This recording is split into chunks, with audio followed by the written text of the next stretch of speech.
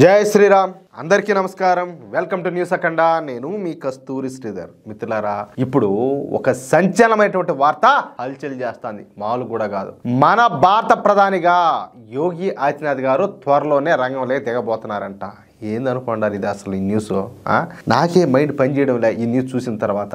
మన అదృష్టం కొద్దీ నరేంద్ర మోడీ గారు మన దేశ ప్రధానిగా ఎన్నికయ్యే బాధ్యతలనైతే ఎంతో చక్కగా నిర్వహిస్తున్నారు. వరుసగా 3 సార్లు భారత ప్రధానిగా ఎన్నికైనటువంటి మన నరేంద్ర మోడీ గారు తనదైన శైలిలో రాజకీయాలను చేస్తా భారతదేశాన్ని అభివృద్ధి పదంలో నడిపిస్తారు. అవునా కదా? నాకు తెలిసి మన దేశాన్ని ఒక విజన్తో పరిపాలిస్తున్న ఏకైక నాయకుడు మన నరేంద్ర మోడీ గారు మాత్రమే. ఇప్పటి వరకు ఎవరు ఏమనుకున్నా, ఎవరు ఎన్ని అడ్డంకులు చెప్పినా దేశ ప్రయోజనాలను, అదేవిధంగా దేశ ప్రజల ప్రయోజనాలను దృష్టిలో పెట్టుకునే మన నరేంద్ర మోడీ గారు అయితే ముందుకు పోతున్నారు. ముఖ్యంగా మనం మొన్న కూడా చెప్పుకున్నాం, ఈ రష్యన్ ఆయిల్ను కొనుగోలు చేసే విషయంలో అమెరికాతో సహా బ్రిటన్, జర్మనీ, ఫ్రాన్స్, ఇటలీ వంటి పశ్చిమ దేశాలన్నీ కలిసి ఎంత ఒత్తిడి తెచ్చినప్పటికీ కూడా దేశ ప్రయోజనాలను దృష్టిలో పెట్టుకునే మన నరేంద్ర మోడీ గారు అయితే పనిచేస్తారు. ఇది కేవలం ఉదాహరణ మాత్రమే. ఇట్లాంటి అయితే కొన్ని వందలు, కొన్ని వేలు ఉంటాయి. మనకు తెలిసినట్టు ఇన్ని అయితే, మనకు తెలియనట్టు ఇదిగో ఇన్ని.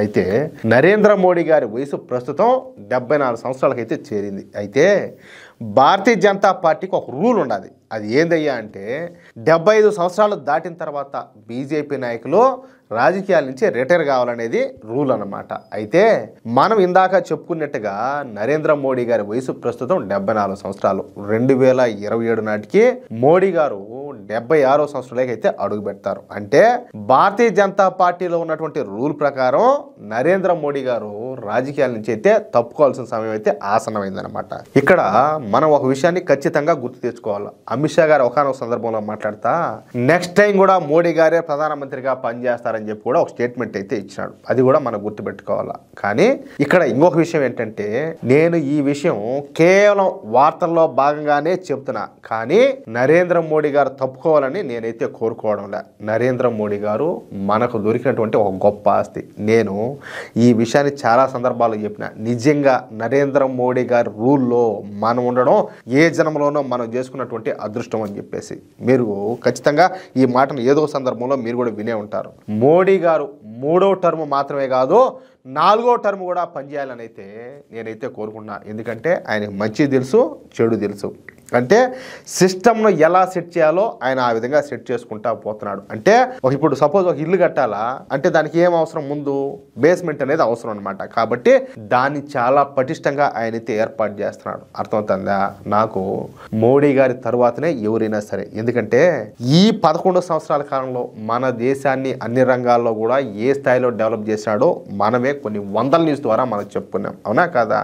కానీ నరేంద్ర మోడీ గారు తనకు 76 సంవత్సరాల వయసు రాగానే రాజకీయాల నుంచి తప్పుకొని ఉన్నట్టయితే వార్తలు అయితే వస్తున్నాయి.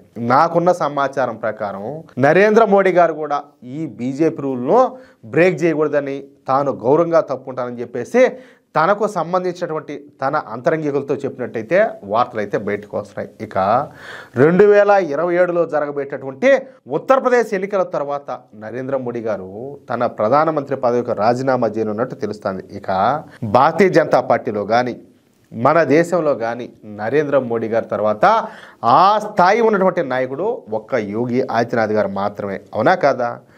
యోగి ఆదిత్యనాథ్ గారికి ఉన్నటువంటి పేరు ప్రఖ్యాతలు మీకు అందరికి కూడా తెలుసు. ఆయన ఎంత గొప్పవాడు, ఆయన ఐడియాలజీ ఎట్లుంటుంది, ఆయన ఒక డెసిషన్ తీసుకున్నా అంటే ఏ విధంగా పనిచేస్తాడో ఆయన కమిట్మెంట్ గురించి మీకు అందరికి చాలా బాగా తెలుసు. నరేంద్ర మోడీ గారి తర్వాత ఆయన స్థానాన్ని భర్తీ చేయగల ఒకే ఒక నాయకుడు ఎవరైనా ఉన్నారు అంటే యోగి ఆదిత్యనాథ్ గారు మాత్రమే. అంతేకాకుండా నరేంద్ర మోడీ గారి లాగానే యోగి ఆదిత్యనాథ్ గారికి కూడా ఒక విజన్ అనేది ఉండాలి. స్పష్టంగా ఉంటుంది ఆ విజన్ అనేది. పైగా సమర్థుడు కూడా, దూకుడు స్వభావం ఉన్నటువంటి నాయకుడు. ఇంకొక విషయం ఏంటంటే మనకు నచ్చే విధంగా కట్టర్ కింద అనమాట. మామూలుడు కాదు, నెక్స్ట్ లెవెల్. పైగా ఆయన వయసు కూడా 50 సంవత్సరాలు మాత్రమే. ఇక్కడ నేను మీకు ఒక విషయం గుర్తు చేయాలా, ఆయన అన్నాడు కదా 56 ఏళ్ల యువనేత, ఆయన కంటే ఈయనే చిన్నోడు. చెప్పాలంటే మన యోగి ఆదిత్యనాథ్ గారే యువనేత.